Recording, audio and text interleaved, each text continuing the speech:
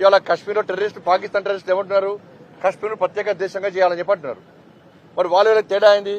వీళ్ళ పంజాబ్ను ప్రత్యేకంగా దేశంగా చేయాలని చెప్పి ఖలిస్తాన్ ఉగ్రవాదులు అంటున్నారు. మరి వాళ్ళకి తేడా అయింది. వాళ్ళకి తేడా అయింది. వాళ్ళ 2012లో కూడా పేపర్ కూడా వచ్చింది. అది ఇదే రాజీవ్ గాంధీ గారు నేను భారతీయునిగా చెప్పుకోవడానికి సిగ్గుపడుతున్నా అన్నాడు.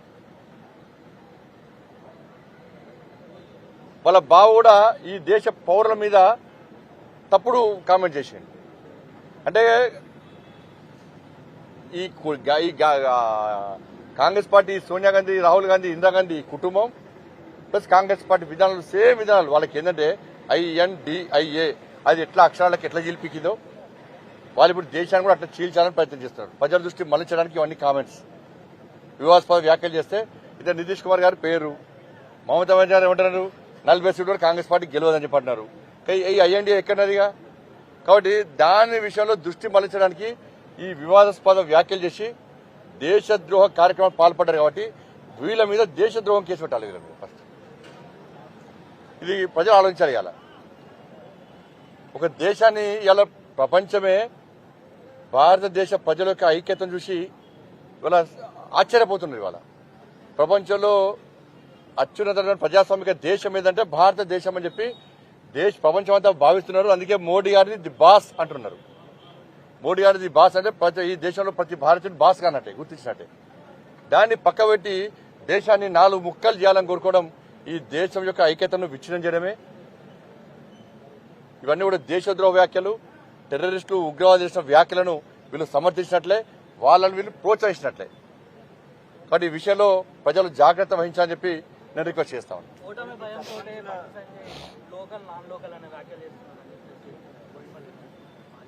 ఆయన ఎవరు పట్టించుకుంటారు? ఆయన పేరు చెప్పారు. ఆయన మేధావి అన్న, చాలా పెద్ద మేధావి. ఆయన వాళ్ళ కార్యకర్తలు గుర్తుపట్టారు. ప్లస్ ఈయన వాళ్ళ కార్యకర్తలు గుర్తుపట్టు. నువ్వు కలిసిన కదన్నా, రేపు పోయి నమస్కారంటే నీ పేరు చెప్తాను అడుగు. మిమ్మల్ని గుర్తుపడతాడా అని చెప్పాడు. మిమ్మల్ని ఎవరైనా గిన్ని సంవత్సరాలు గుర్తుపడతాడు? మిమ్మల్ని గుర్తుపడతాడా? మరి మీరే ఇట్లా తగ్గకపోతే మన అన్నట్టు రేపు మిమ్మల్ని రోజు టీవీలో చూపడతారు. ఆయన ముఖము, ఆయన పేపర్లో పేరు రాస్తారు. మీరు మిమ్మల్ని గుర్తుపడ మీరే తలకపోతారు. నేనేం చెప్పాలి చెప్పు. ఆయనకి గెలిపిస్తే ఇప్పుడు ఆయనే అన్న ఈ ప్రజాస్వామ్య దేశంలో ఎక్కడ ఎవరైనా పోటీ చేసుకోవచ్చు. కానీ ఇక్కడ ఎంపీ గెలిచాక ఈ ప్రాంతాన్ని పట్టించుకోలేనే. ఏ మండలం తిరగలే అయినప్పుడు, ఏ మండలం తిరగలే. ఆయనకు ఇక్కడ నేను స్మార్ట్ సిటీ తెచ్చినట్టుండు కదా. నీకు ఇక్కడ విశ్వాస నమ్మకము అని చెప్పి అనుకుంటే నేను పక్కా లోకల్ కాబట్టే ఈ ప్రభుత్వం డైవర్టేషన్ నిధులను పట్టుకొచ్చాను. నేను పక్కా లోకల్ కాబట్టే వరంగల్ కరీంనగర్ రోడ్డు మీద ఈ యాక్సిడెంట్లు ఇప్పుడు అన్న మంత్రి గాని అప్పుడు ఉన్నాయి, ఇప్పుడు ఎంతమంది గతంలో ఎంపీ కానీ అన్ని యాక్సిడెంట్లు అయినాయి. ఎన్ని ప్రమాదాలు జరిగినాయి, ఎంతమంది తలకాయలు వారినాయి, ఎంతమంది కాళ్ళు ఎరిగినాయి.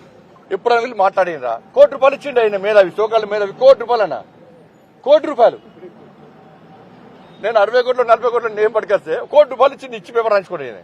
పేపర్లో పెద్దగా వచ్చింది. మళ్ళీ హెడ్లైన్స్ ఒక పేపర్లో ₹1 నిధులు ఇచ్చినట్టు ఎంపీ, మాజీ ఎంపీ అని ఇచ్చింది.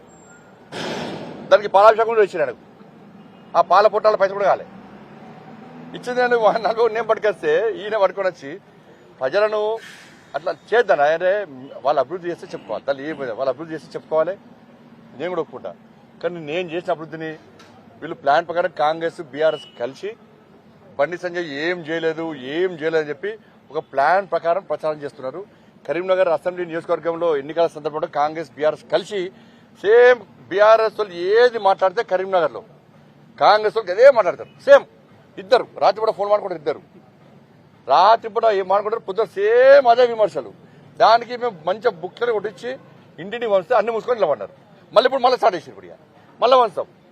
నేను అంటున్నా కదా, నేను ప్రతి గ్రామంలో కేంద్ర ప్రభుత్వం ఏమి ఇచ్చిందో చెప్పడానికి సిద్ధంగా ఉన్నా. గతంలో ఇప్పుడు నా మంత్రి గతంలో ఆయన ఏం చేసినో చెప్పుకోవాలి. ఇప్పుడు సోకాళ్ళు మేధావి, అందరినీ గుర్తుపట్టని మేధావి, ఆయన ఏం చేసాడో గ్రామానికి చెప్పుకోవాలి. దాన్ని అట్లా పోదాం ఎలక్షన్లకు. మీరేమి అభివృద్ధి చేసారో చెప్దాం, నేనేమి అభివృద్ధి చేసినో, ఎన్ని నిధులు కేంద్రం ఇచ్చిందో చేద్దాం. ఏ ముఖం పెట్టుకొని ఓట్లాడుతున్నా అంటున్నాను. నేను మంది ముఖాలు పెట్టుకొని తిరిగేటువంటి చిల్లర బుద్ధి నాకు లేదు. మాకు ఒక్కొక్కటే స్టార్ క్యాంపెయిన్, మాకు అంత మహానుభావుడు ఒకటే నరేంద్ర మోడీ. గ్రామాల్లో పోయి నరేంద్ర మోడీ గారి ఫోటో పెట్టుకొని పక్క తిరుగుతాం. నా ముఖం పెట్టుకునే నేను తిరుగుతా. నువ్వు నీ కేసీఆర్ ముఖం పెట్టుకుంటావా, నీ ముఖం పెట్టుకుంటావా, ఇంకొకరి ముఖం కిరాయి వేసుకుంటావా తెచ్చుకో. ప్రజలు మీ ముఖాలను తిరస్కరించి రాలేడు తెలంగాణ రాష్ట్రంలో.